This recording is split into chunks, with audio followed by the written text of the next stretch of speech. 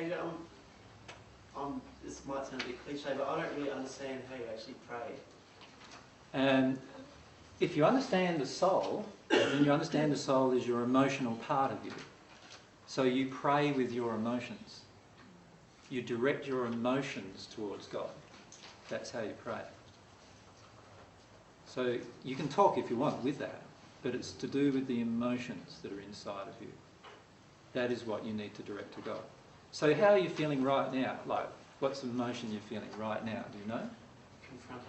Okay, so I'm being confronted. So if I was talking to God about that emotion, what would I say that would connect me with this feeling of confrontation? Sort of like an unworthiness feeling, like where I don't feel like He would want to talk to me anyway. Okay, so talk to God about that and let yourself feel the unworthiness while you're talking to God about that. And you'll find what will happen is some emotions will come up as a result. And that is your prayer. Your prayer is your desire. Do you follow me? So if my desire at the moment is this feeling of unworthiness, that is a feeling that I have within me, if I project that towards God, I just allow myself to feel that and be honest with that, with God, then that's a prayer. And God responds to those prayers every single time. There's never a time. By loving you. Not just by loving you, no. Obviously everything is an expression of love, but God responds by also trying to help you through the law of attraction and through all of these other attractions and different things around you and spirits and everything.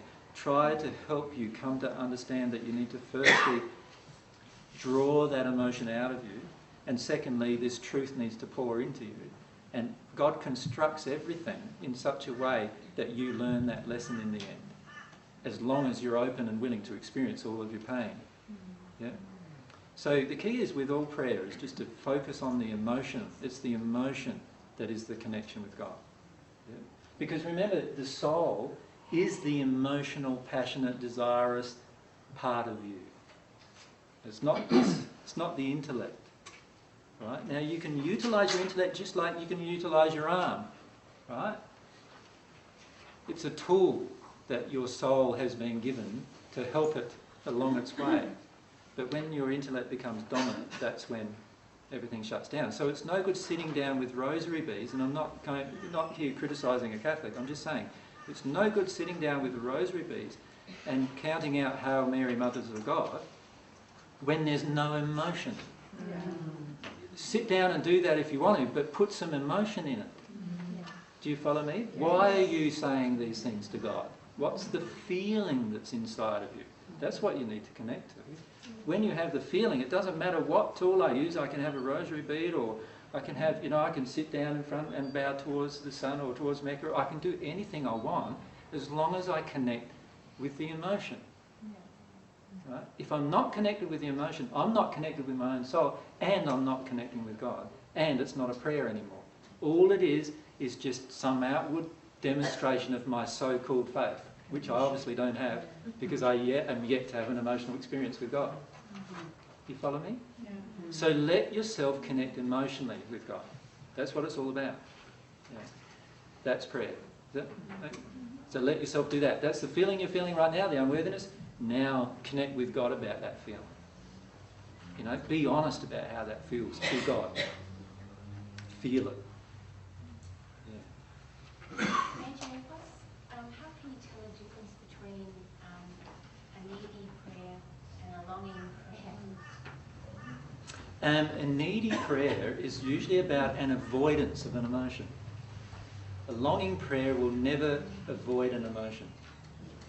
Now, let me give you some examples of that. Let's say I have a feeling of unworthiness in front of me right now. I have the feeling of unworthiness, but what's actually happening in my life is that I've got no money. Right? And I'm sick and tired of having no money, no matter how much I work. Like, I'm working my guts out all the time, maybe got 2 jobs, and I've still got no money. Now, my real feelings inside of my soul are that I want to have some money. Right? And I might project that to God, and I might even blame God for that. Like, I might say, why is it? I try my hardest, other people don't. They steal, they lie, they cheat, and I've got money, and I haven't got any money, and I'm trying to do everything right. We might go down that track of feeling all of those emotions, right? Now, what we're really wanting is for God to do things our way. Now, if you're projecting something at God where you want God to do things your way, then that's a needy projection. So how many of you have prayed for a partner, like a good partner? Most of us probably have, right? Most of that's a needy projection. You see, because what's happening is God's already showing you that there's an emotion you need to experience that is causing you to not attract a good partner. Do you understand? And you're unwilling to experience that emotion. And so you're having this prayer to God for something that you're unwilling to deal with inside of yourself emotionally. So whenever you project something at God that's needy, God can't listen to that because it's all just about effects. I'm just trying to solve my effects, right? And I'm not willing to look at the causal emotion. For God to listen to a prayer, I need to be addressing a causal emotion inside of myself, or wanting to. So what's the causal emotion with that? With it wanting a partner, Yeah. it could be just a simple thing that I'm unwilling to feel loneliness. So the truth is I might be by myself, being alone. I've now created this experience of being alone because I need to feel lonely. But I never let myself feel it.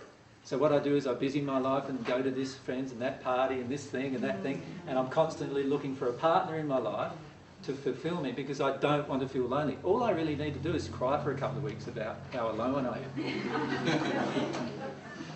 And when I do that and release that, ironically after that, all the things that I think I wanted before then will all just automatically come to me because now I really do want them.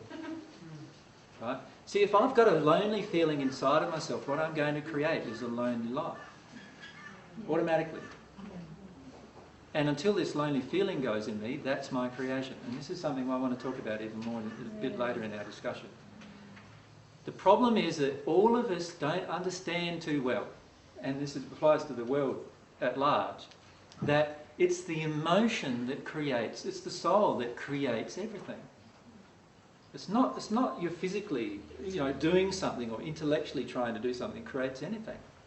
It's your soul's emotion that generates all your laws of attraction. Right? So it's the soul's emotions that you need to feel and experience and release. When you do, your law of attraction will instantly change. Instantly, from that moment, it will be different.